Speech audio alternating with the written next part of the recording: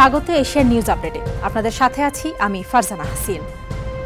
আগামী জাতীয় সংসদ নির্বাচন নিয়ে শঙ্কার কোনো কারণ নেই।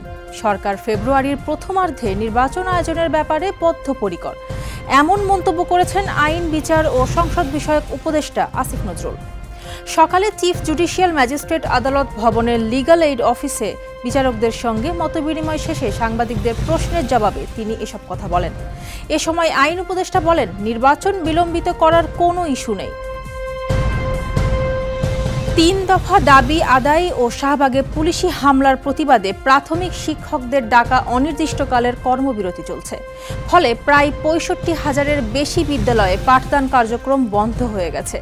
আজ থেকে শুরু হওয়া কর্মবিরতির পাশাপাশি কেন্দ্রীয় শহীদ মিনারে অবস্থান কর্মসূচিও অব্যাহত রাখবেন শিক্ষকরা। মধ্যরাতে ঢাকা, গাজীপুর, বগুড়া, নোয়াখালী ও খুলনা সহ ১৫ জেলায় নতুন জেলা প্রশাসক নিয়োগ দিয়েছে অন্তর্বর্তীকালীন সরকার। জনপ্রশাসন মন্ত্রণালয় থেকে এই নিয়োগ দিয়ে প্রজ্ঞাপন জারি করা হয়েছে।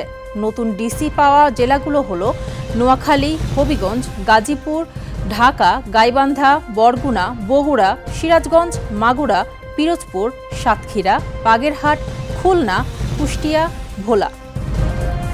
দর্শক, এই ছিল এশিয়ান নিউজ আপডেট। আমাদের পরবর্তী আয়োজন দেখার আমন্ত্রণ রইল। ধন্যবাদ সাথে থাকার জন্য।